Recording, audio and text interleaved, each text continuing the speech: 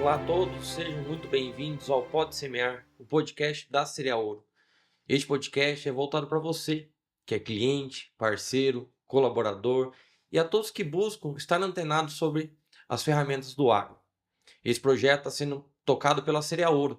Estou aqui junto com o Arival, nosso diretor comercial e marketing, para mais um bate-papo com um convidado especial. Seja bem-vindo, Arival. Obrigado, Luiz. Tudo bem? Obrigado por estarem junto conosco nessa jornada e espero que vocês curtam esse papo agradável que nós teremos hoje junto com o nosso amigo Fernando, que o Luiz vai apresentar um pouco mais agora. Bom, pessoal, como o Arival adiantou, né, o nosso convidado é o Fernando Bonafé Sei, ele que é engenheiro agrônomo, mestre em ciências do solo e doutor em manejo do solo. Há mais de 20 anos trabalhando nessa área.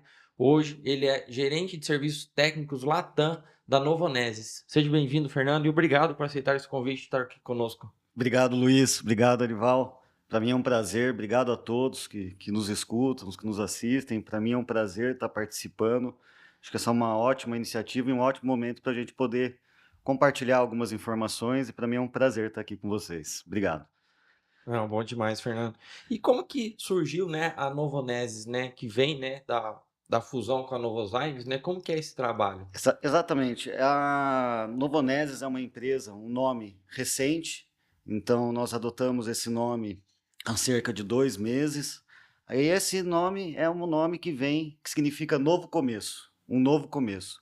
E é um novo começo do quê? Da fusão entre a Christian Hansen e a Novozymes, tornando, então, uma empresa que é líder mundial em biosoluções, soluções biológicas, e que não atua só no mercado agro, atua em mais de 30 indústrias. Então, hoje nós temos uma atuação tanto na produção de energia, energias como o etanol de milho, o etanol de cana, né, melhorando, otimizando esses processos, na indústria de alimentos, bebidas, nutrição animal, saúde animal e na parte agrícola. Então, uma empresa que ela está. A gente fala que muitos consomem produtos da Novozymes, da Chr. Hansen, mas não sabe que está consumindo esses produtos, ou seja, líder mundial na produção de enzimas. Então, uma forte atuação. Hoje, no mundo, nós temos mais de 10 mil funcionários, né? Então, quando a gente vê que são duas empresas dinamarquesas que se uniram, isso representa uma grande quantidade de funcionários atuando para criar soluções sustentáveis para o planeta. E agora a gente se fortalece a nossa atuação junto da Chr. Hansen e a Novozymes se unindo para esse novo começo, para trazer essas soluções biológicas aí tanto para essas outras indústrias como também fortalecendo o meio agro. Bacana. Não, bom demais, Fernando. E como que foi, né, essa trajetória para se chegar, né, hoje você como gerente técnico Latam, né, em toda a América Latina, né, como é que foi essa trajetória, né? Onde que começou É, o Fernando? Começou há muito tempo, quando a gente estava já na faculdade ainda. Então, eu comecei a faculdade em 99, estudei na UDESC, em Lages, e nos anos 2000, estava na quarta fase da universidade, surgiu uma oportunidade na época para mim trabalhar com microbiologia do solo. E é interessante que no início dos anos 2000 havia um desinteresse muito grande por essa área.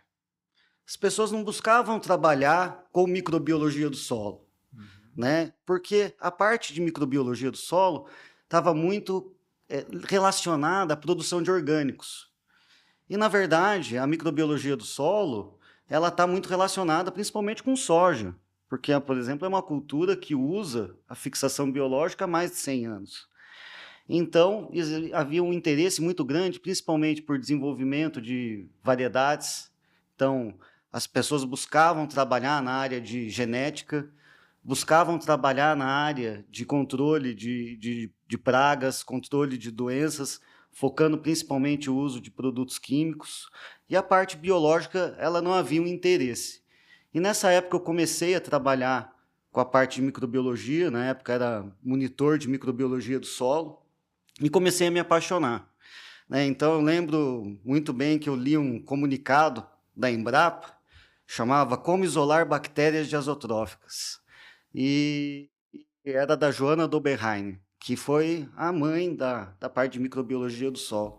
E eu li o prefácio e aquilo, na época, me empolgou muito, né, de falar da sustentabilidade, da possibilidade de produção de alimentos de forma mais sustentável, redução do uso de fertilizantes, como fertilizantes nitrogenados, que são de fontes não renováveis, e aquilo me motivou, né? Então é engraçado como a gente lembra de coisas que nos motivam, e eu comecei então a trabalhar na parte de microbiologia do solo. Trabalhei por 1 ano como monitor, depois fui para a parte de pesquisa, trabalhei mais 1 ano. Então, em 2001, eu publiquei meus primeiros resumos com azospirino, né? Coisas que a gente percebe que entrou no mercado só em 2009. Então, lá atrás, a gente já estava pesquisando esse potencial desses micro-organismos. E eu fui evoluindo, fui monitor novamente. Depois, no final do curso, foi muito importante para mim fazer um estágio na Embrapa Soja. Então, isso também me ajudou a conhecer mais a parte de pesquisa. E, na sequência, eu fiz o mestrado em ciência do solo, na parte de microbiologia, na UDESC também. Depois do mestrado, eu tive uma oportunidade de trabalhar com banana, cana, no litoral de Santa Catarina. E, em 2008, tive um convite para fazer o doutorado. E eu voltei, então, para fazer o doutorado. Quando eu voltei, o doutorado já era mais focado também na parte de indústria, ou seja, tinha uma relação com a antiga empresa chamada Turfal. Então, eu comecei a fazer o doutorado, tive a oportunidade de ser professor colaborador da disciplina de Biologia do Solo dentro da UDESC. Também foi uma oportunidade muito boa. Só que a vida não é só profissional, a vida também tem a parte pessoal. Então, em 2009, faz 15 anos, minha filha nasceu e a gente, como estudante, ganhando bolsa de estudo, a gente não é mais difícil sustentar a família. Então, nessa época, em 2010, tinha acabado já o meu período de professor colaborador e foi nessa época que eu tive uma proposta de trabalho dentro da Turfal, né, que foi uma das primeiras empresas produtoras de inoculante do Brasil. E então, em 2010, eu continuei fazendo doutorado, abri mão da bolsa e mudei para Curitiba e durante 2 anos fiz o doutorado e trabalhei como engenheiro agrônomo na Turfal.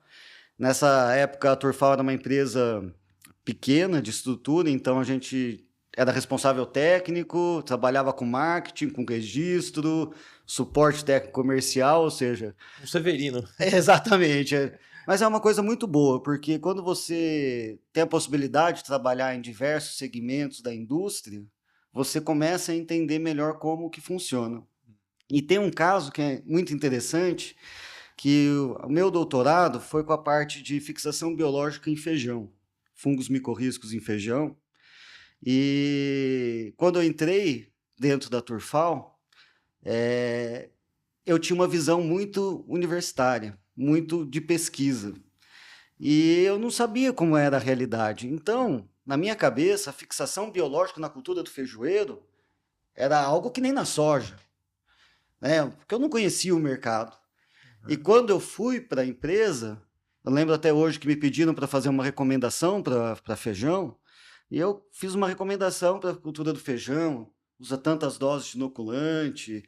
Aí eu comecei a trabalhar na recomendação falando do manejo da adubação nitrogenada. Por quê? Porque não adianta você usar a inoculação e fazer uma adubação nitrogenada pesada. Eu falei, não, 20 pontos na base, tenta postergar a primeira entrada da adubação de fertilizante nitrogenado, para dar tempo para a fixação biológica fazer efeito, não haver uma repulsa das bactérias, né, pelo alto teor de nitrogênio do solo, e coloca, de preferência no canivete, começa a fazer a adubação, e passei a recomendação para o comercial. E o comercial falou, não, meu cliente não quer isso. Meu cliente só quer saber como usa, como aplica, protocolo da aplicação, essa é a recomendação, quantas doses usa, como que faz o tratamento. O manejo da adubação é por conta dele. E daí eu parei e falei assim, bom, mas se ele fizer a adubação do jeito que ele pesada, ele não vai estar tendo a resposta que ele poderia ter, né? Ou vai estar inibindo a resposta da bactéria em função da adubação nitrogenada pesada de base. E daí eu comecei a ver quantos porcentos usa inoculante para feijão? Muito pouco. E muitos que usam não conseguem extrair o máximo potencial porque não está sendo usado da forma mais correta. Então, esse aí para mim foi um outro momento que eu me lembro, né, que foi um choque que eu falei assim, bom, eu tenho que repensar tudo que eu conhecia, que eu imaginava que era a verdade dentro da pesquisa, no comercial não é. E na época até, para feijão, a própria Embrapa não tinha, né, dentro dos seus parâmetros de seleção para novas variedades, a fixação biológica como um padrão. E isso foi algo que depois nós conversamos com a Embrapa, né, porque se existe a possibilidade de obter o nitrogênio de forma biológica, por que isso não está incluído dentro do processo de seleção de novas variedades, do desenvolvimento da genética? Porque para a soja está presente. Sim. Né? Uma das diferenças da soja do Brasil e dos Estados Unidos é que lá no desenvolvimento da soja transgênica, naquela época, a soja dos Estados Unidos sempre foi desenvolvida com adubação nitrogenada. E a soja do desenvolvimento das variedades do Brasil sempre foram desenvolvidas com fixação biológica de nitrogênio. Sempre foi uma premissa básica. E para o feijão não era. E depois passou a ser também uma premissa, as variedades terem capacidade de fixação biológica. Então, isso foi em 2010. E em 2010, é interessante que eu conto um pouco da história da Novozymes. A Novozymes comprou a Turfal, né? Então eu trabalhava na Turfal e depois, no final do ano, eu já trabalhava na Novozymes. Em 2010 também, a Novozymes adquiriu a Nitragin. A Nitragin era a parte agrícola da Merck, né? E a Nitragin é uma das coisas interessantes, é que a Nitragin foi a primeira empresa a produzir inoculante no mundo. 1898. Né? Eu mostro até uma imagem, né, algumas apresentações, que era uma latinha de ervilha com uma turfa dentro. E esse foi o primeiro inoculante produzido no mundo. Ou seja, quantos anos? Né? A gente está falando aí de 125 anos de produção de inoculantes a nível mundial. E a partir daí as duas empresas se uniram. Então a Novozymes era uma junção no Brasil entre a Turfal e a Nitragin, né? Que então passaram a ser somente uma empresa. Empresa só, né? Uma empresa só. E nessa época também é interessante a gente comentar que nós fomos uma das primeiras empresas a trabalhar com tricoderma, Bovéria e Metarrhizo no mercado. Na época, acredito que em 2010 nós tínhamos 4, 5 empresas do mercado trabalhando com isso, empresas que hoje são grandes empresas do mercado, muitas já trocaram de mãos. E na época, a gente saía para falar comercialmente, tecnicamente, sobre o tricoderma, e a gente tinha uma recepção muito ruim. Né? As pessoas não tinham uma aceitabilidade para usar o tricoderma. Né? Então, havia um desinteresse muito grande da área comercial em trabalhar com produtos biológicos diferentes. Então, o inoculante já estava bem enraizado, mas na hora que você ia falar de um outro bioproduto, né, você era marginalizado. Né? Isso a gente está falando aí de 14 anos atrás. E hoje a situação é que o produtor, a revenda, ela pergunta, você tem esse produto? Né? Ou não tem? Porque o meu cliente quer usar. Né? Então, o produtor quer usar. O produtor enxergou o benefício desses biológicos, né? Que nem o tricoderma que começou lá na época, para controle principalmente de mofo branco. Né? Então, a gente sabe que o mofo branco é uma doença que produz estruturas de resistência, né? Os escleróides, que podem ficar 8, 10 anos vivos no solo. e existe uma dificuldade muito grande de ter o controle químico desses esclerótidos, e na época, né, moléculas como fluazinam não estavam disponíveis ainda, né, não estavam sendo usadas ainda, e o tricoderma foi uma forma de quê? De reduzir o inóculo da doença no solo, porque o tricoderma tem a capacidade de predar e reduzir o inóculo Na época dos você esclerótidos. controlava o mofo com estanhado, né? Exato, É. era muito difícil. E é engraçado que a gente vê que tem empresas de biológicos, né, que eram produtoras de semente e que começaram a produzir tricoderma, Olha né? só. Por quê? Porque um dos problemas do mofo também era levar o tricoderma de uma área para outra, através da própria semente, né? Então, a gente percebe que próprias empresas que eram produtoras de semente passaram a produzir tricoderma e viraram empresas de produtos biológicos hoje no mercado. E essa questão, né, principalmente agora, mais recente, se ganhou muita força, principalmente com a questão da agricultura regenerativa, né, os bioinsumos, né? Mas desde lá de trás você tem estudado, né? Você comentou 2009, 2010, né? Como que esse manejo biológico do solo veio ganhando força, né? Como que o produtor começou a enxergar essa, não necessidade, né? Mas a importância de se fazer um manejo biológico do solo, né? Para ganhos de produtividade, né? Eu acho interessante esse termo, né, agricultura regenerativa. Então, acho que antes da gente falar direto de como que a gente atua, eu acho que é interessante a agricultura regenerativa. Quando eu penso nisso e vem a reflexão, o que que eu vejo? A gente vai regenerar para o quê? O que que a gente está regenerando? Então, na hora que eu tenho o sentido de regenerar, para mim, está no sentido de trazer para o original, para o ambiente natural. Então, quando você vai num ambiente natural, você encontra uma infestação de doença, de pragas, ou uma grande incidência de doenças? Não. Tem. Então, dentro do ambiente natural, o que você tem é um equilíbrio, né? Um equilíbrio entre as plantas, a parte química, a parte biológica, você tem um equilíbrio, né? Então, a doença, ela é uma exceção, ela não é uma regra. E quando a doença ocorre de um ambiente natural, ela normalmente não mata a planta, né? Ela pode causar um dano, mas ela não mata a planta, porque Perfeito. se ela matar a planta, ela também tem o fim Uhum. dela. Então, eles convivem em harmonia, digamos assim, em equilíbrio. E uma das coisas é que quantos anos a gente só olhou para a parte química, para a parte física, ou para a parte que está acima do solo, É isso aí. né? Então, a gente passou muitos anos olhando para a parte química, parte física, para a planta, mas e o que tem ali no solo? E o que tem na parte viva? E o que a gente tem que pensar é o seguinte: tem milho está no campo agora, é o que a gente está vendo. Depois a gente está vendo a soja, mas o que está sempre ali? O que é o alicerce da construção? É o solo, né? Então, eu gosto de falar que o solo realmente é o alicerce. Então, por exemplo, a gente vai construir uma casa de um andar. A gente precisa de um alicerce forte?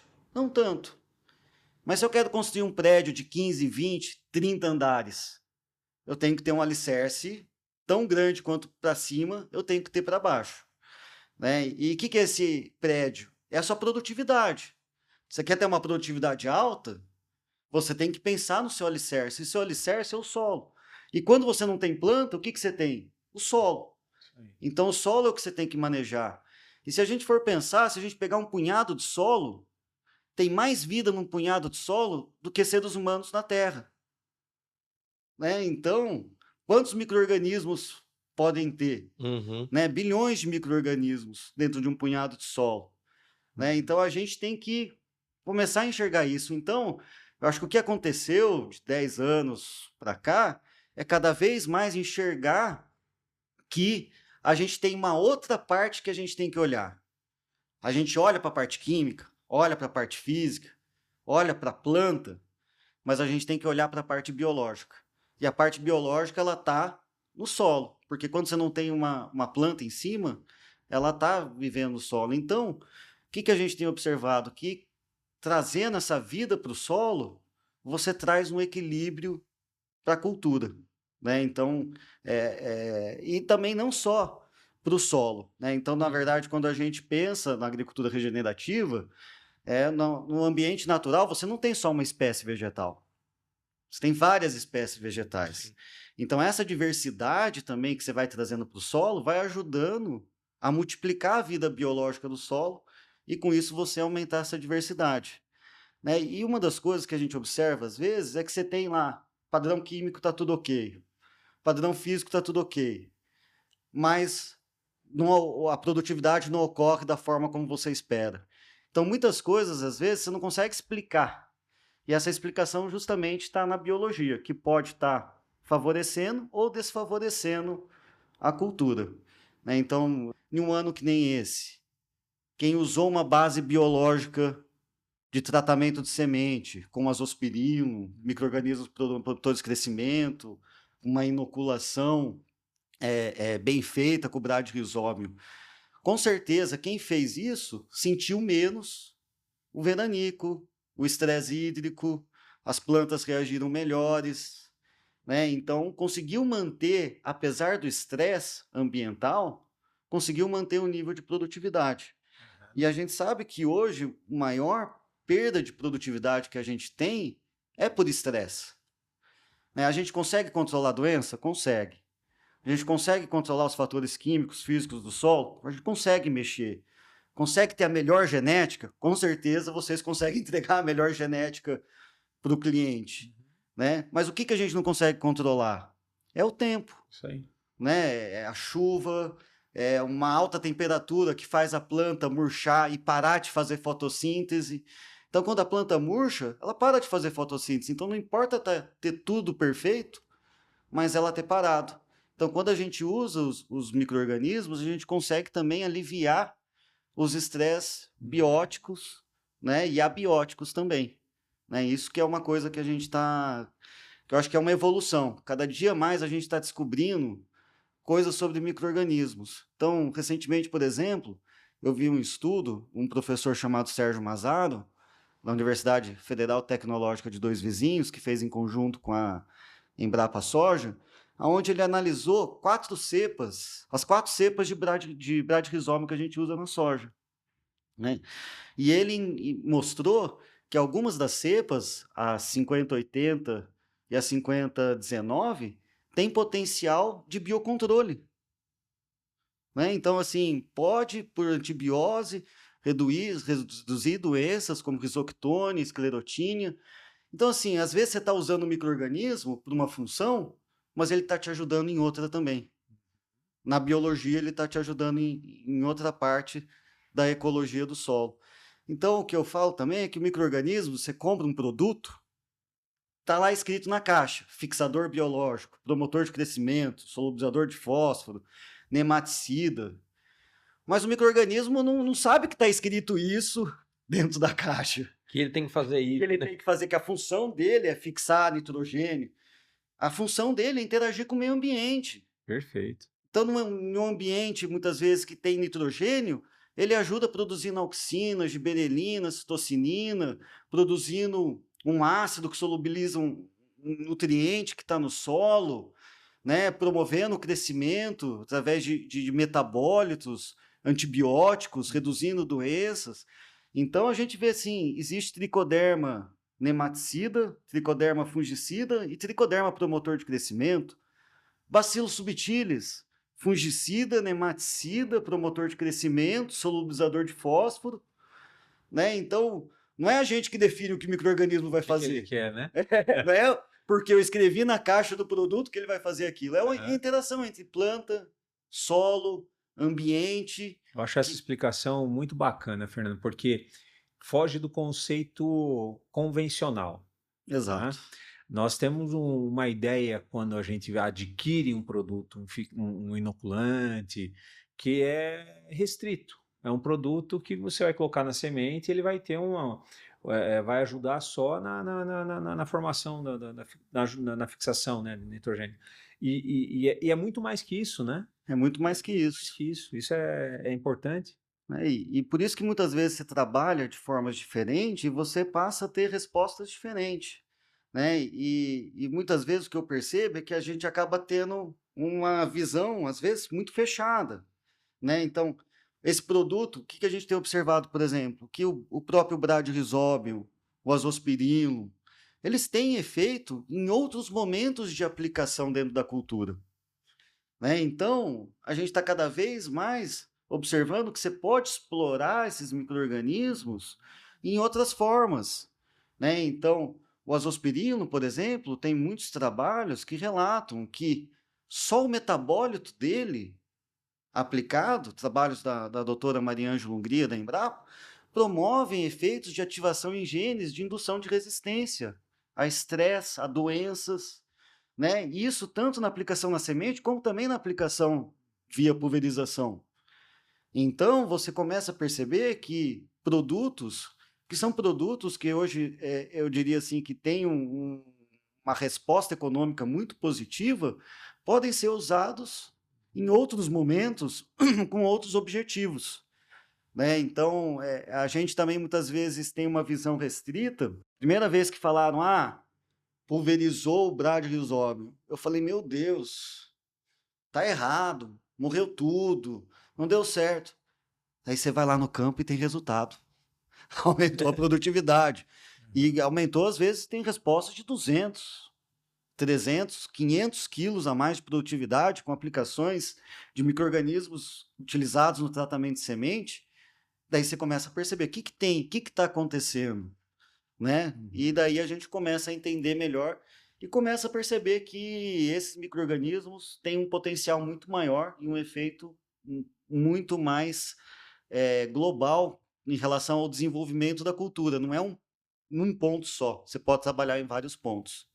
E você pega a questão da semente, principalmente, né? Que a gente brinca, né? Semente é o início ou é o final de um ciclo, né? Porque quando você colhe, você está terminando um, mas também você está começando outro, questão de armazenagem, fica no ambiente climatizado, vem para o TS e vai para o campo, né? Qual que é essa relação do tratamento de semente, né? Ele fazer para esse start inicial, né? Porque o plantio, né? A gente gravou com o professor Paulo Arbex, ele falou assim que o plantio é o início de tudo, né? Você consegue melhorar a planta numa pulverização, você consegue regular a máquina numa colheita para melhorar a eficiência, né? Mas no plantio que é definido tudo. E como é que é esse momento que a semente cai no solo, essa relação, semente inoculada, tratada, né? Na hora que ele entra em contato com o solo, né? Quais que são os benefícios que tem do inoculante nesses casos, né? O enraizador também. Perfeito. Primeira coisa que eu concordo muito é uma lavoura que começou ruim, ela não vai terminar do mesmo jeito que começou uma lavoura boa. A analogia que nós fazemos é com a semente. É. Uma semente boa, você traz do campo, o armazém, ela vai manter boa. Se você trouxer uma semente ruim do campo, o armazém não vai melhorar. E nem o tratamento. Exato. Exato. Então, não, perfeito. Então, assim, uma lavoura que nasce já com uma deficiência de nodulação, ela nunca mais vai formar nódulos aonde não formou, né? Então, o inoculante, a bactéria, ela forma os nódulos nas raízes que estão em crescimento. Então, se naquele momento inicial que a planta germinou, você não teve a condição favorável para a bactéria entrar em atividade e promover a colonização da raiz, você não vai ter isso acontecendo depois. Por exemplo, plantio no pó, plantio no seco. Se não tem água para a planta, não tem água para a bactéria. Perfeito. Esse é o ponto fundamental. Então não adianta querer que a biologia funcione da bactéria se a biologia da planta não está funcionando. Então, a primeira coisa é que você plantou a semente, teve umidade, né? Tem condições favoráveis, né? O que vai acontecer? A planta vai germinar. Ao mesmo tempo, a bactéria começa a entrar em atividade com a água que tem disponível e começa a se multiplicar. A planta, ela, na relação com a bactéria, é uma relação de simbiose.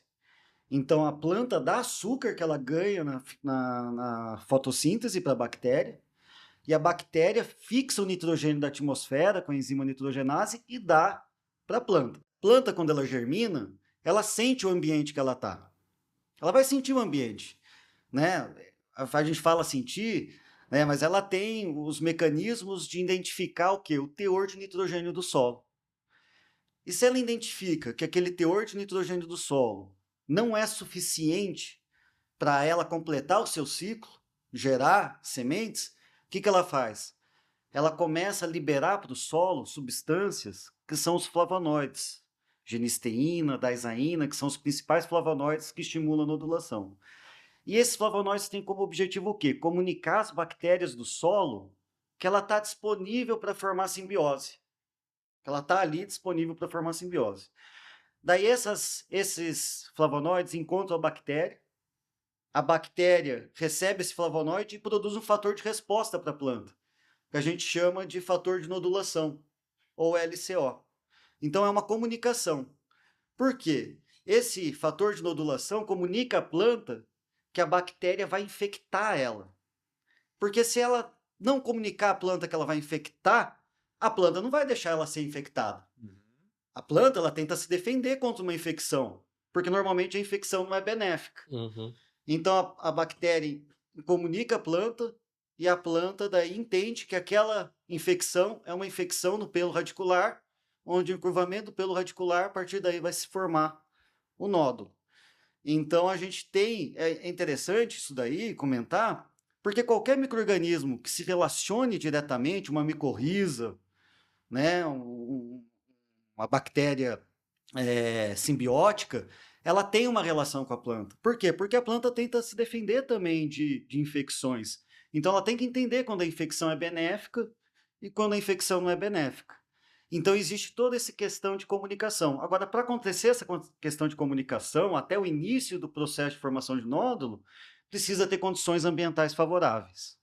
Né? Então, por isso que você ter uma condição ambiental favorável não é só importante para a planta, mas é importante para a bactéria também, porque se você não tem água para esse processo ocorrer, o que vai acontecer? Redução de nodulação de coroa, que é uma nodulação que te dá, no mínimo, 8% de produtividade na média. Né? Podendo chegar a 20% de produtividade. Numa área nova, é 100% de produtividade. Sai dessa nodulação de coroa. E com essas cultivares novas, vindo com capacidades genéticas de produtividade cada vez mais alto, isso daí é importantíssimo. Às vezes a gente fala assim, perdi 2, 3 dias.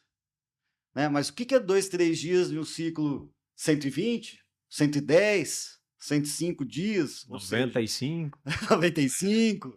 Ou seja, cada vez mais esses 2, 3, 4, 5 dias, porque esse é um processo que pode ocorrer, demorar até 10 dias para ocorrer, dependendo das condições. O que é 10 dias? Às vezes é 10% do tempo. É isso aí. Então a planta já começa a ficar mais amarrada. Então, por exemplo, hoje você tem um padrão que é 20 pontos de N na base. Por que você não pode passar dos 20 pontos de N da base? Né? Porque se você fornecer nitrogênio para a planta, para o solo principalmente, o que acontece? A planta germina, ela sente o ambiente e fala, opa, estou confortável. Tenho nitrogênio de graça. Isso aí. Para que eu vou pagar para a bactéria se eu tenho nitrogênio de graça? Daí ela reduz a emissão dos flavonoides. E daí as bactérias não são estimuladas a formar uma simbiose com a planta e você passa a ter uma redução. Por isso que quando eu falei do feijão, existe essa questão da adubação nitrogenada, que é uma realidade também para a cultura da soja. Né? A cultura da soja, você tem uma questão de... Hoje se fala muito assim de aplicação de nitrogênio na cultura da soja, e o que a minha visão que eu tenho é o seguinte, enquanto existe a possibilidade de formar nódulo, não se deve aplicar o nitrogênio, principalmente via solo. O nitrogênio que chega no solo. E até quando ocorre a formação de nódulo? Até R5. Então, até R5.3, quando a planta para de emitir raízes, existe a possibilidade de formação de nódulo.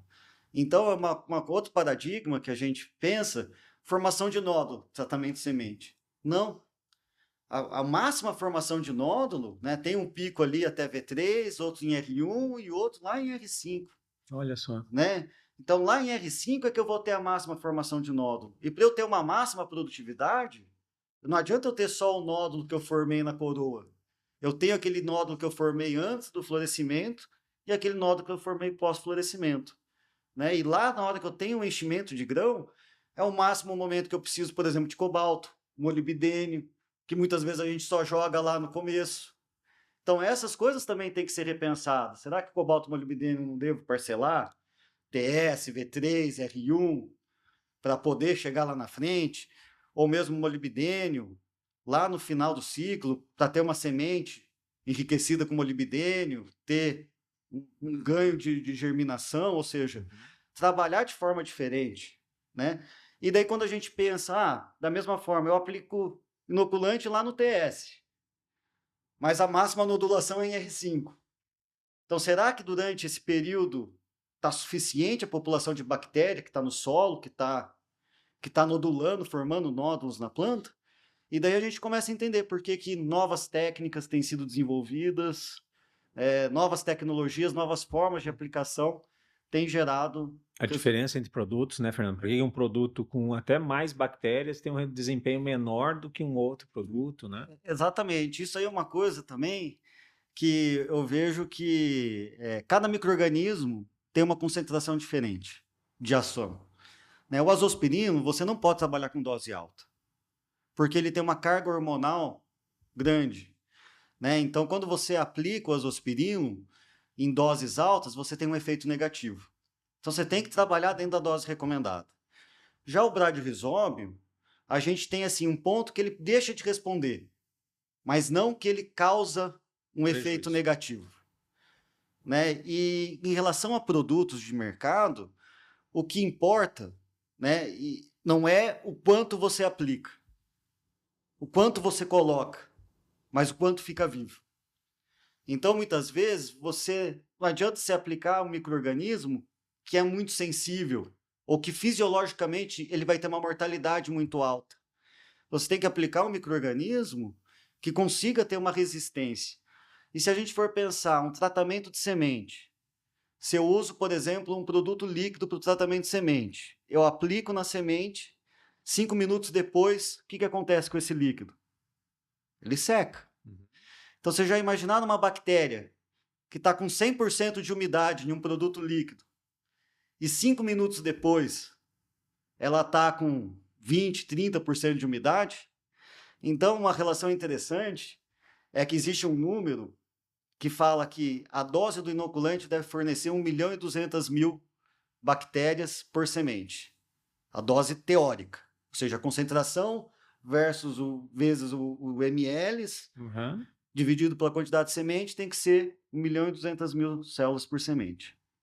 Aí, um valor referência é que 2 horas depois do tratamento, esse é um valor que sai da Embrapa, eu tenho de 80 a 100 mil células. Então, eu estou falando que eu saí de 1.200.000 para ter 80 mil 2 horas depois. 90% de mortalidade. Um dia depois, nossos resultados mostram que o inoculante convencional tem 10 mil células. Ixi. Então, quando o produtor vai plantar, normalmente ele está falando de 10 mil células da 1.200.000 que ele aplicou. E lá, depois que germina, a Embrapa fala de 5 a 7 nódulos de coroa.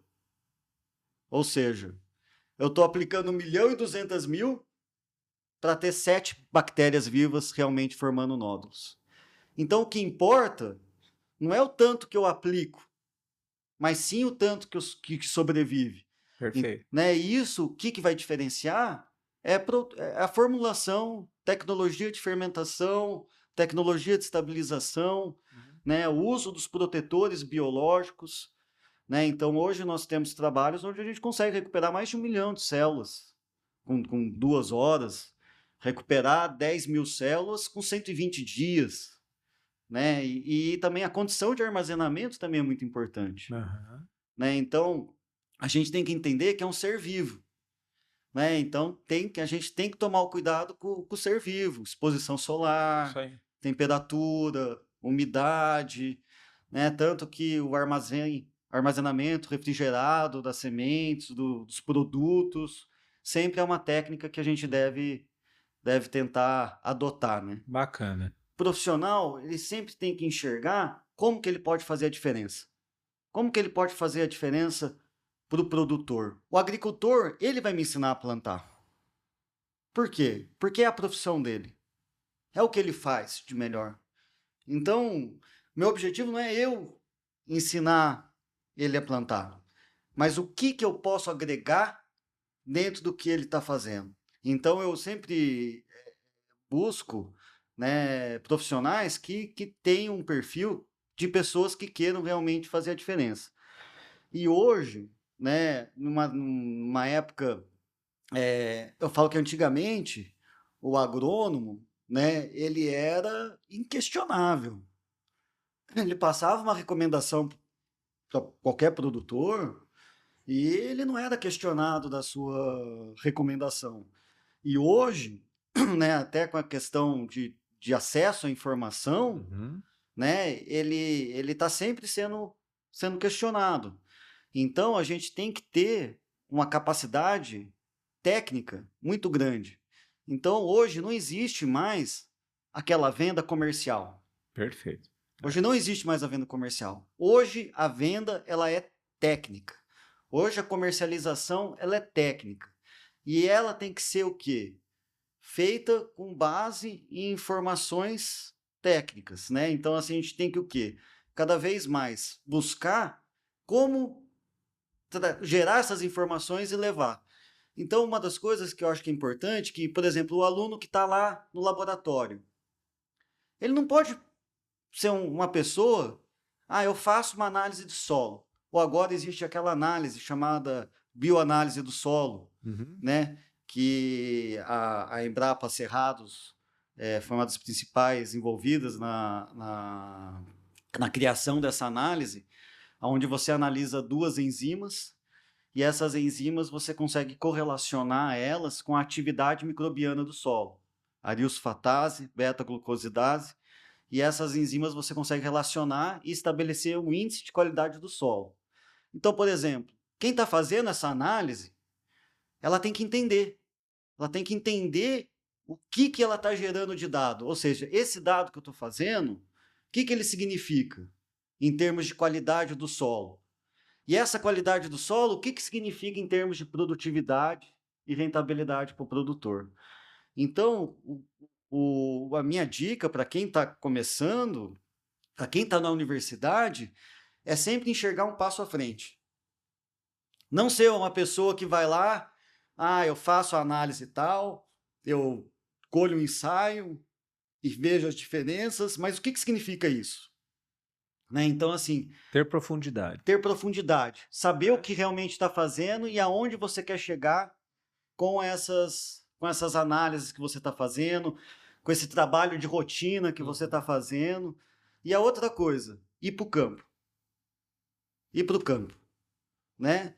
Não adianta você não conhecer a realidade. Né? Você tem que conhecer a realidade. E o que a gente percebe muitas vezes é tecnologias sendo desenvolvidas e que depois lá na frente não são utilizadas para nada. Né? Trabalhos científicos que são feitos nas universidades e que depois não tem aplicabilidade nenhuma lá na ponta. Então, sempre tentar entender o que o seu trabalho está gerando de resposta lá na ponta, o que essas informações que você gera levam para o aumento de produtividade do produtor. E o aumento de produtividade, para mim, é tudo, porque é o que paga a conta. É o que dá o retorno. Né? E isso é um ponto interessante que eu acho que é assim, o produtor, ele vende grão. Né? O produtor de cana vende cana. Então, ele tem que ser especializado em produzir cana, produzir grão, né? E, por exemplo, tratamento de semente. Existem empresas que podem fazer o tratamento de semente. Existem empresas que podem tirar ele de uma função e deixar ele focado na produção de grãos. Né? Então, o que eu percebo é que quanto mais o produtor ele se foca em ter uma boa plantabilidade, em ter uma boa qualidade de aplicação, um bom time de entrada, mais ele atinge níveis de produtividade. Ou seja, quanto mais ele consegue ter uma agricultura aberta, onde ele consegue trazer os parceiros para ajudar ele no foco dele, que é produzir grão, mais ele consegue ter uma produtividade alta. né? E assim, profissionais que a gente busca são profissionais que querem fazer a diferença. Profissionais que têm essa capacidade de venda técnica e que enxergam o que ele está fazendo. Que não são pessoas que estão no automático fazendo funções, fazendo visitas, sem saber o que está por trás dessa ação que ela está tendo no campo, né? Então, acho que isso que é importante, né? É que o agro também não tem uma receita de bolo, né? Não é, ó, você tem que fazer isso, vai fazer todos os anos, né? E você comentou um ponto muito importante que é a questão da informação.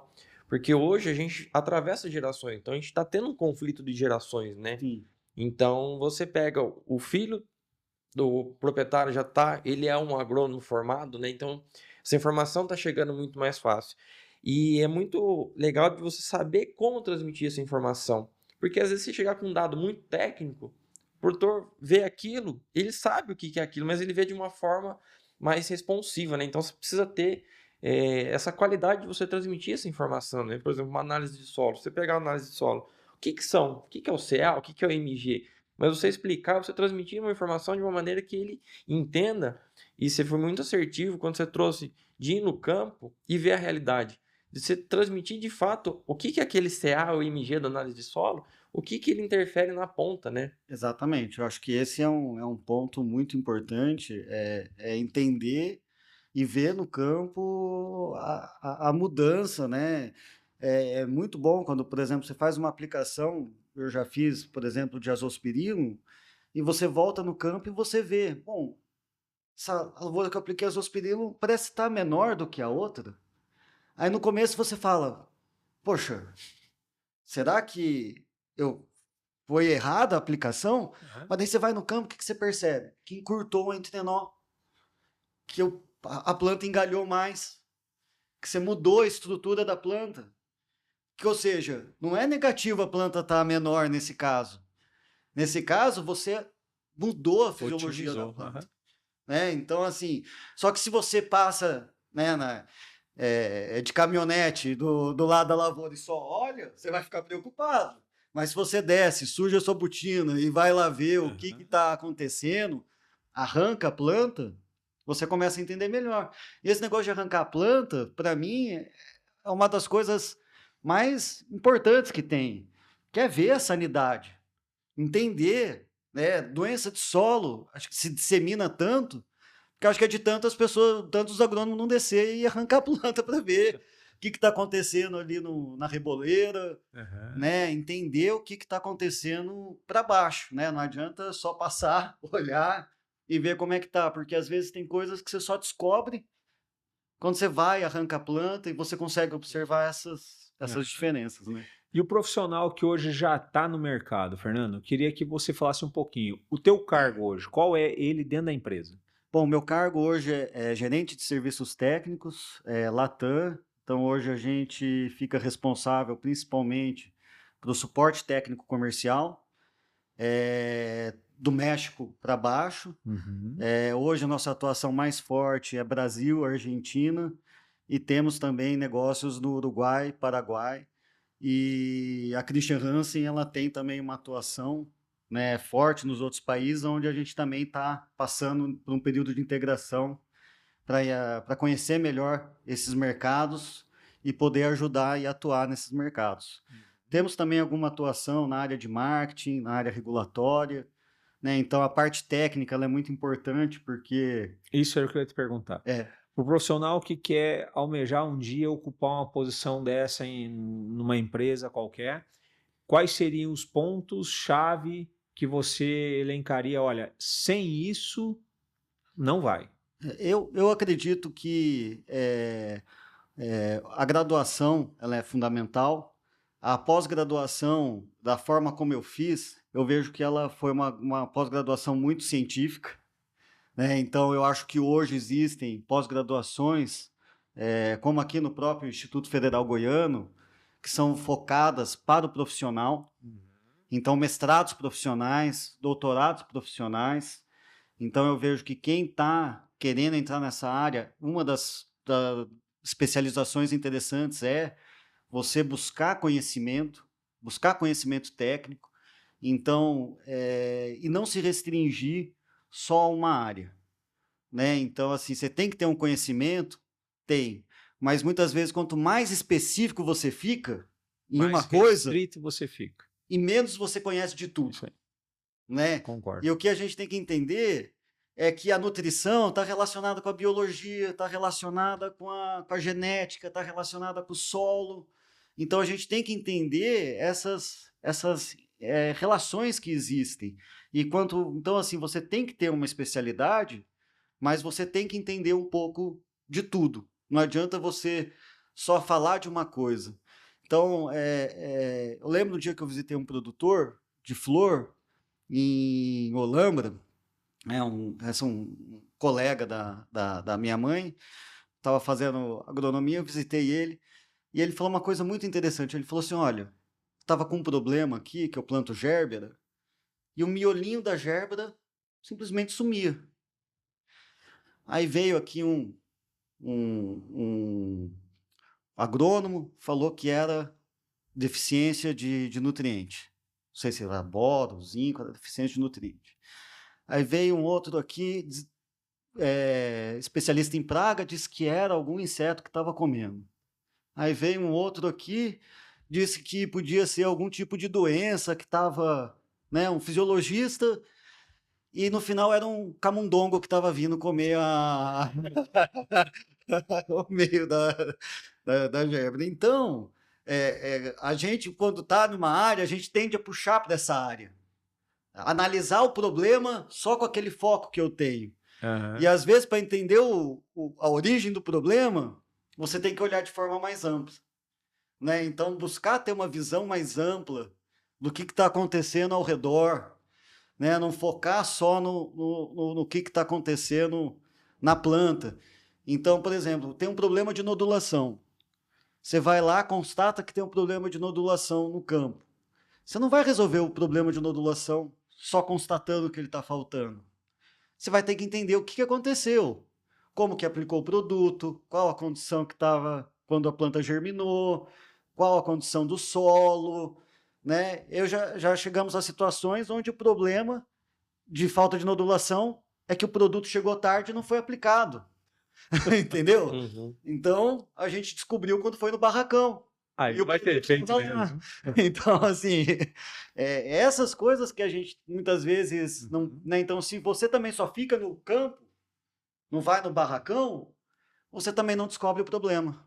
Então, isso que eu acho que é importante a gente ter uma visão geral, né? É óbvio que, dependendo de onde você quer atuar, é importante você ter conhecimentos, habilidades. Hoje, a gente não consegue viver sem trabalhar no computador, sem ter esse conhecimento de tecnologias, Domínio de outras línguas. Né? domínio de outras línguas. Então, na medida que você quer atuar fora do país, o espanhol, o inglês são fundamentais hoje, né? E a gente tem o Brasil, ele é o quê? Ele é o celeiro agrícola do mundo, né?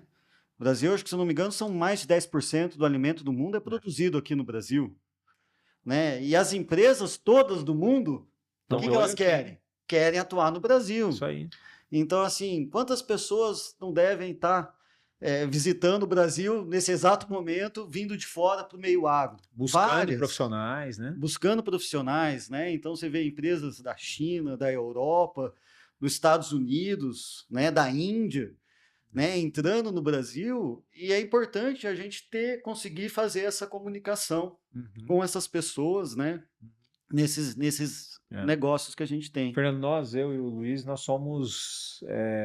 Eu sou diretor comercial em marketing e o Luiz é o responsável pelo marketing da empresa, né? E marketing, sem falar de futuro, Luiz, não é marketing, né? Sim. O que você acha de mudar um pouquinho a conversa agora? Olhando para frente, o que são as tendências? Mas quando eu falo tendências e novidades, é para o manejo biológico, é para a agricultura regenerativa, é para o profissional, né? Que o futuro pertence a nós, aos que estão chegando, aos que estão aqui, que fazem acontecer para o futuro chegar, né? O que você vê como tendência daqui para frente, né? Olhando os próximos 5 anos, né? O que eu vejo é que a questão do biológico, dos bioinsumos, né? Então, essa palavra que tem tomado hoje conta muito do mercado, né? O bioinsumos, porque o bioinsumos acabou reunindo várias categorias de produto. Eu acredito que ela vai ser crescente, mas eu acredito que cada vez mais ela tem que ser usada de forma integrada, né? Então, o que eu percebo é que as próprias tecnologias biológicas elas têm que ser integradas, elas têm que ser melhor entendidas, melhor compreendidas. Então, hoje, o que acontece é que existem muitas opções no mercado e muitas vezes o produtor ele não sabe o que usar, né? Ou se usa um produto com 2 cepas, com 3 cepas, com 10 cepas, né? Ou se faz aplicação de 4, 5 produtos em conjunto. Então, o que eu percebo é que precisa existir uma evolução, principalmente para a gente entender que a gente tem que trabalhar sobre um manejo integrado. Então, a gente tem que entender o que é esse manejo integrado, né? E para mim, manejo integrado é uma mesa. É uma mesa onde cada ferramenta que você tem é uma perna que você coloca nessa mesa. Então, uma mesa se sustenta com uma perna só? Com 2? Com 3? Começa a ficar firme. Com 4 pernas, né? Com 5 pernas. Então, o que a gente tem que entender? Que não adianta só eu aplicar biológico, ou só aplicar químico, ou eu só fazer um manejo de genética. Não, eu tenho que fazer um manejo de genética, eu tenho que olhar meu solo de forma diferente, eu tenho que entender que uma palhada no meu solo significa redução de 40% da temperatura superficial, aumento de umidade, né? Redução de doenças que nem mofo branco, que necessita exposição do escleródio para germinação, né? Então, entender esse manejo do solo, entender que a genética é importante, entender que o manejo químico é importante e entender o manejo biológico, né? Então, eu acho que o que falta é, por exemplo, quem está manejando o químico, entender que o manejo biológico é importante. E entender que o manejo biológico preserva o seu mercado de químico, né? Por quê?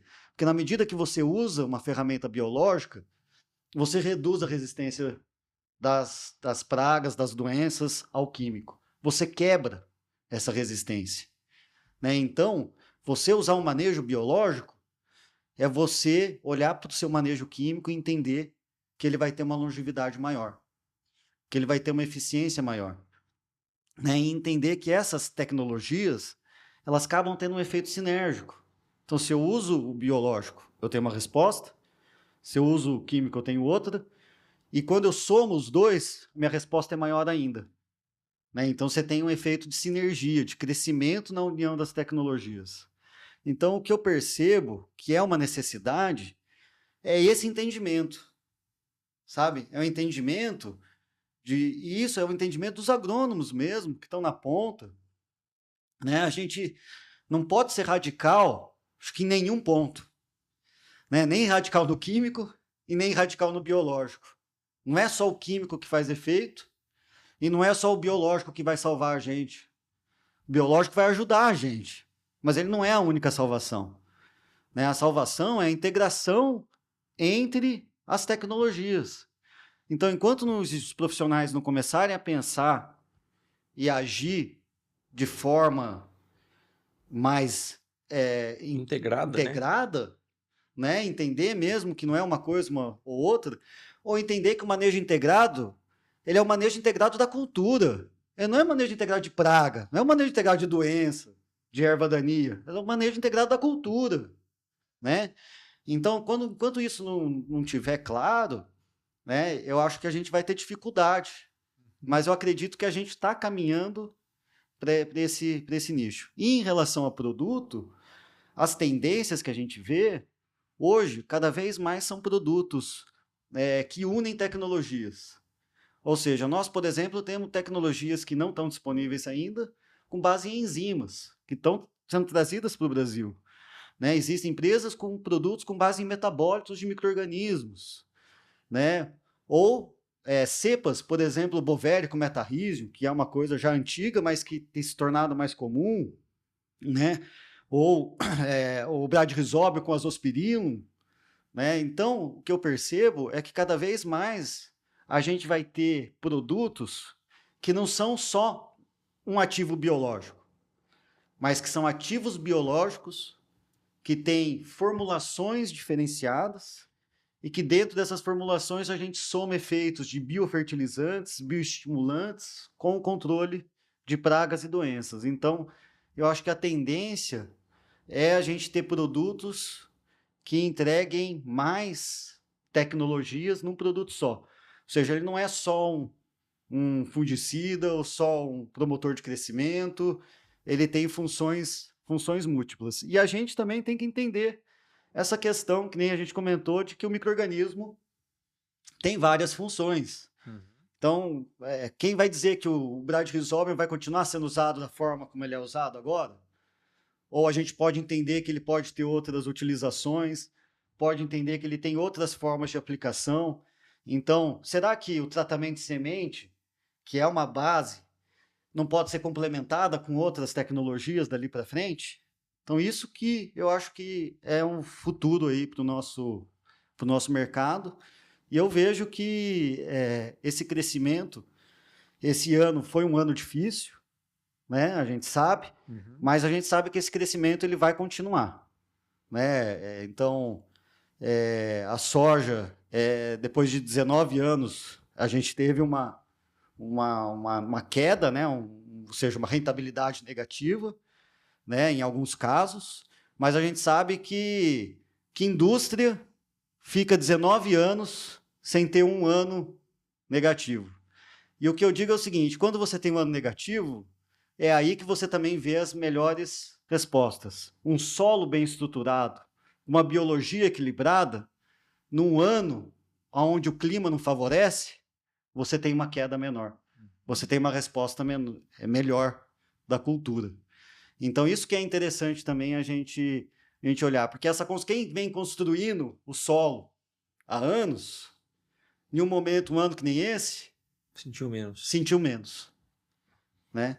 Então, isso que é interessante também, a gente entender esses benefícios que os micro-organismos trazem na safra, mas também ao longo dos anos. Muito bacana, Fernando. Conversa boa, hein, Luiz? Pois é, e isso mostra que não é algo do dia para a noite, né? Começou hoje, termina amanhã, é algo contínuo e que você não pega o resultado do dia para a noite, né? Com relação a isso, Fernando, a gente queria agradecer demais essa parceria que nós temos, né? Ajeitar a agenda, sei que não é fácil, correria, né? Você falou que tá aí do México para baixo, regiãozinha pequena, né? E fica nosso agradecimento, né, Arival? Porque eu acho que essa iniciativa do podcast é justamente isso. É ver um outro lado. Não é apenas um produto ou apenas um serviço, mas ver as pessoas que fazem, né? Que fazem acontecer, mas também que fazem para que as outras pessoas consigam perpetuar com produtividade, perpetuar com informação, desenvolver na sua carreira, né? Porque são esses exemplos que a gente leva, né? Acho que experiência não é algo que assim como o solo, não é do dia para a noite, se leva tempo para se construir, para se ter. E ter esse compartilhamento acho que é muito importante, né, Arival? Nós temos uma preocupação muito grande, eu acho que você percebeu, Fernando, com o lado humano.